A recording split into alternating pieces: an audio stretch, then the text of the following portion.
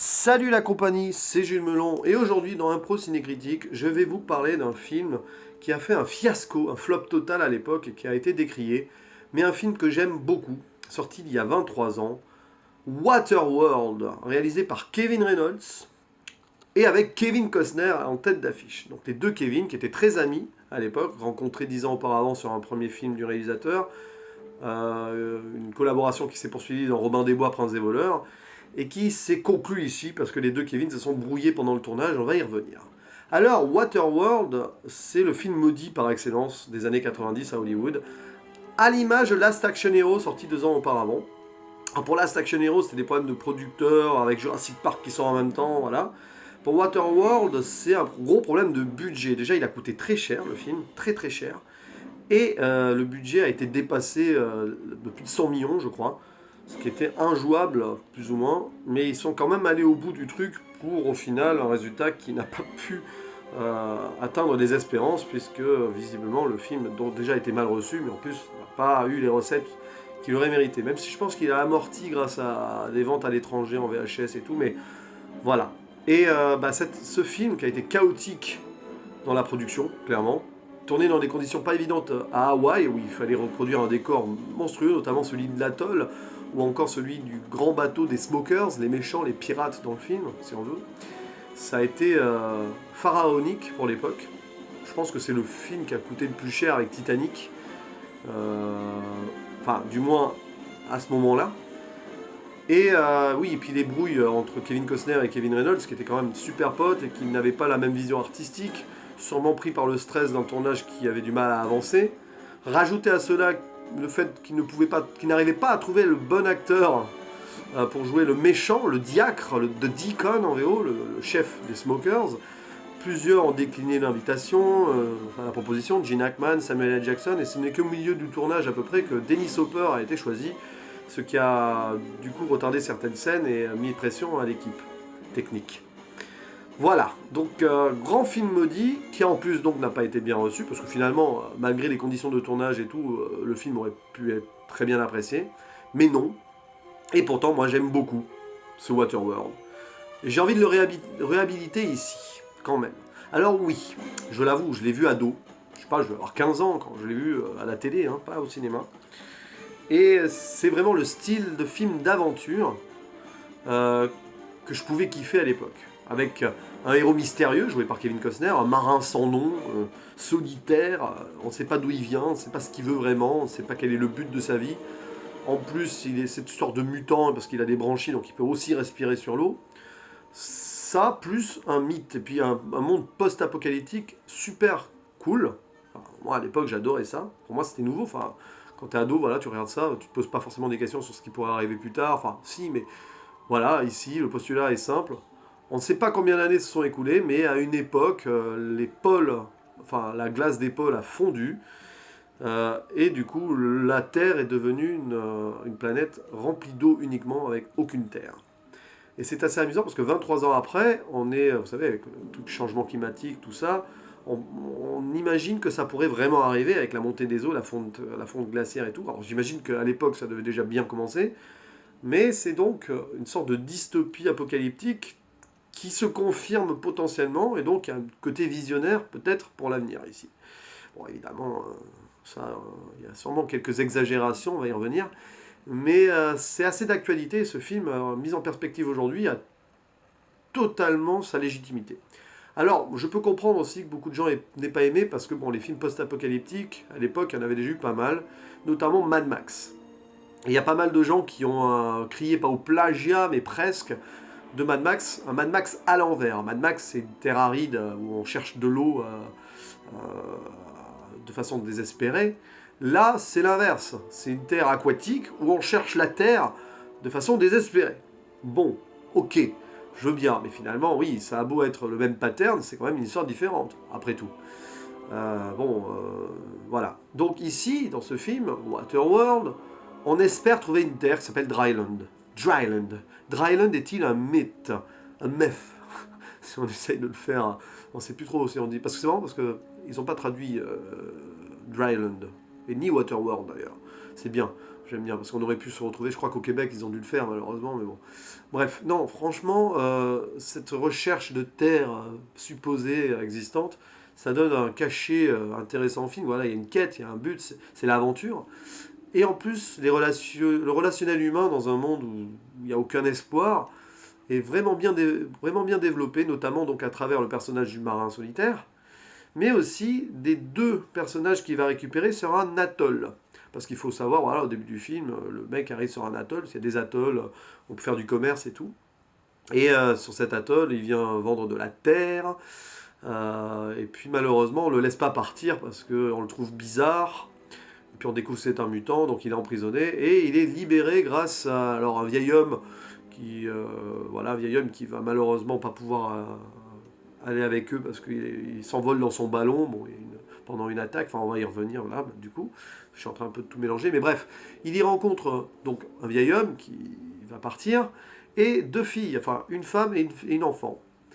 Et cette femme et ses enfants vont l'aider, cet enfant pardon, vont l'aider à s'enfuir lorsque les smokers, donc les méchants pirates du film menés par Dennis Hopper, le diacre, viennent attaquer l'atoll parce que les smokers veulent en fait récupérer la petite fille qui a une sorte de carte dans le dos qui mènerait à Dryland.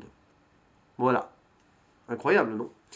Et du coup, l'attaque des smokers, la petite fille et la femme arrivent à s'échapper en libérant le marin qui les amène sur son bateau, et puis c'est le début de l'aventure. Voilà. Alors qu'à la base, elle devait partir donc avec ce vieil homme, mais son ballon s'envole par erreur, et voilà. Un vieil homme joué par Michael Jeter, d'ailleurs, qu'on retrouve dans La Ligne Verte, notamment, au Jurassic Park 3. C'est un acteur vraiment sympa, qui est décédé il y a quelques années du sida. Voilà, c'est une sorte c'est un des acteurs d'Hollywood qui a une histoire, enfin c'est un second rôle assez intéressant d'Hollywood, qui a une histoire très très intéressante, puisqu'il a fait son coming out, il a révélé qu'il avait le sida, ça avait fait pas mal de bruit à l'époque, et ça a pas mal changé les mœurs dans le monde du cinéma. Donc ça c'est une petite parenthèse. Donc voilà, après le marin, donc joué par Kevin Costner, très bon dans ce côté mystérieux, un peu antipathique et même enfin, très peu tolérant envers ses invités, on va dire, sur le catamaran. Vous avez donc Kevin Costner qui joue le marin, vous avez Jane, ou Jeanne, hein, s'appelle Triple Horn, qui avait joué dans Basic Instinct, qui joue donc Hélène, la mère de substitution d'une Enola, une jeune fille qui avait été trouvée à la naissance dans un berceau flottant sur l'eau, avec de la terre dedans, et la carte de Dryland donc. Une Enola jouée par une fille que je ne connaissais pas à l'époque, qui a fait d'autres films après, un Tina Majorino, et qui joue très bien pour une enfant. Et donc ce trio se retrouve sur l'eau à essayer de éventuellement survivre d'abord. Les deux femmes doivent se faire accepter par le marin qui est solitaire et qui a du mal à supporter la compagnie, clairement, d'autres personnes. Et petit à petit, un lien va se former entre lui et enfin, la femme et la fille.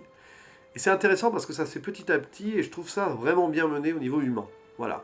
Donc ça, je tenais à le dire, parce que c'est pas qu'un film d'aventure bête et méchant, oh il faut trouver une terre, oh il y a les méchants qui veulent aussi trouver la terre, donc il va y avoir confrontation. Oui, il y a ça, mais il y a ce côté aussi relationnel humain que je trouve super sympa, et puis tout le côté mystérieux autour du marin sans nom, donc Kevin Costner, est super intéressant. Ça fait western aquatique, voilà, l'homme sans nom, on ne sait pas ses origines, il est impitoyable, tout ce que vous voulez. C'est un western aquatique, clairement.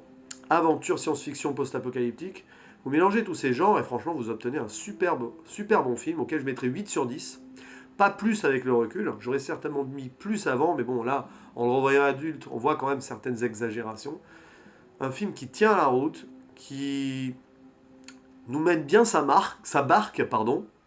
Si je dois faire une blague, autant que je la fasse bien, hein, qui mène bien sa barque, mais qui ne nous mène pas en bateau.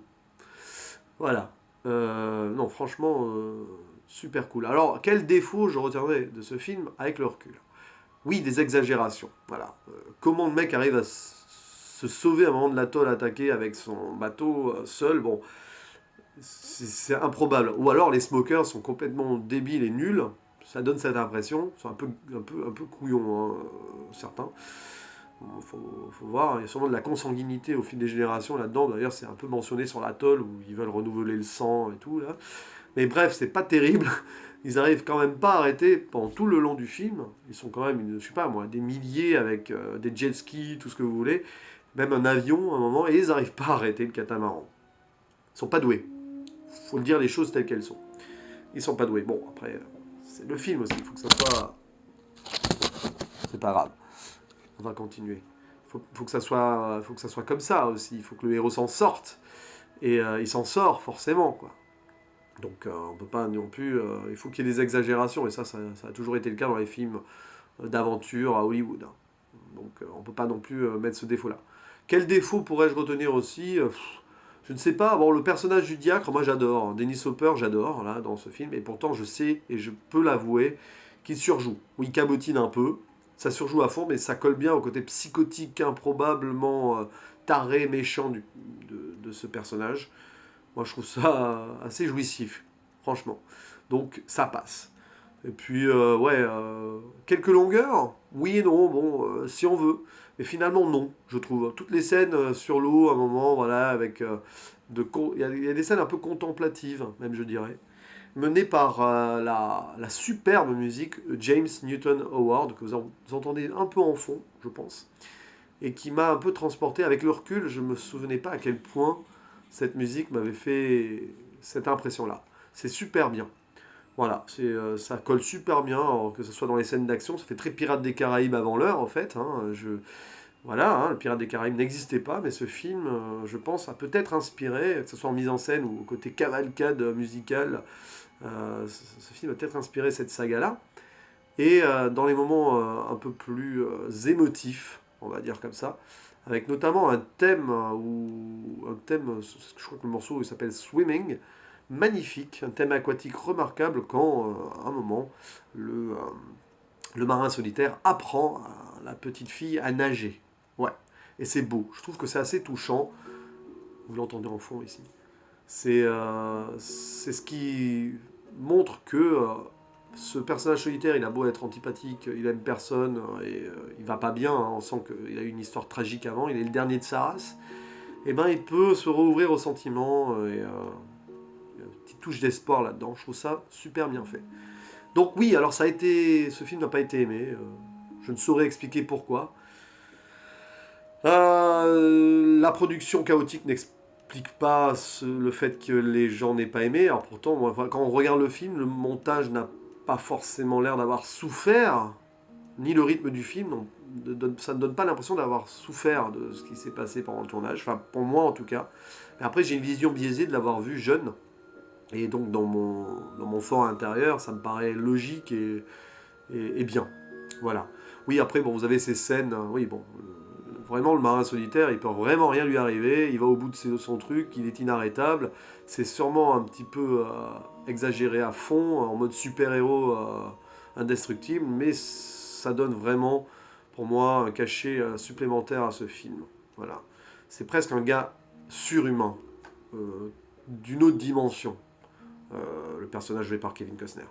Donc, ça me paraît finalement cohérent. Et à noter aussi voilà, critiques sous-jacentes de l'être humain aussi, le fait que les pôles aient fondu, voilà, donc ça veut dire que l'être humain a fait n'importe quoi. Ces scènes sous-marines aussi, où on découvre que le monde a été englouti. Et puis les méchants, là, les smokers, qui sont sur un énorme bateau pétrolier, grande critique, puisqu'à l'époque il y avait pas mal de marées noires, grande critique donc de ces compagnies pétrolières qui n'avaient pas forcément la sécurité nécessaire sur leur bateau pour empêcher des tragédies écologiques. Et d'ailleurs, ce bateau, des smokers, s'appelle le Exxon Valdez, comme celui donc, qui a causé une marée noire, je ne sais pas si c'était dans les années 80 ou un truc comme ça. Et le chef des smokers, enfin le saint patron des smokers, c'est le capitaine du Exxon Valdez, qui avait été condamné parce qu'en fait il aurait trop bu, et c'est à cause de lui que le bateau aurait causé cette marée noire. Je crois que c'est le capitaine Joe Hazelwood, je ne l'ai pas en tête mais il me semble.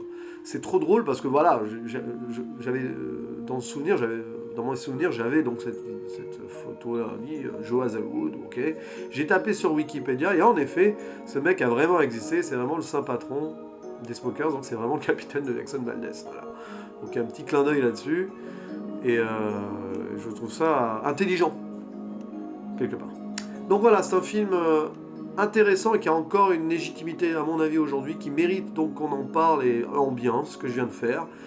Je suis certain que je ne suis pas le seul à avoir aimé ce film. Si c'est votre cas aussi, n'hésitez pas à en parler dans les commentaires, c'est toujours intéressant de débattre, et même si vous avez aimé, si vous n'avez pas aimé, pardon, si vous avez détesté ce film, n'hésitez pas à dire pourquoi. Et voilà. Après, évidemment, je l'aurais découvert plus tard, ou j'aurais découvert d'autres films avant, je l'aurais certainement pas autant aimé, sûrement. Mais quand même, touchant, prenant, haletant, mystérieux et passionnant, pour moi, Waterworld est un très bon film. Et un film qui fait partie de ma construction personnelle cinématographique. Ces films qui m'ont marqué quand j'étais plus jeune, il y a une vingtaine d'années donc. Voilà. À la prochaine. Merci d'avoir écouté cette critique un petit peu faux-folle quand même, mais que j'avais envie de faire sur un film qui compte. À la prochaine. Ciao.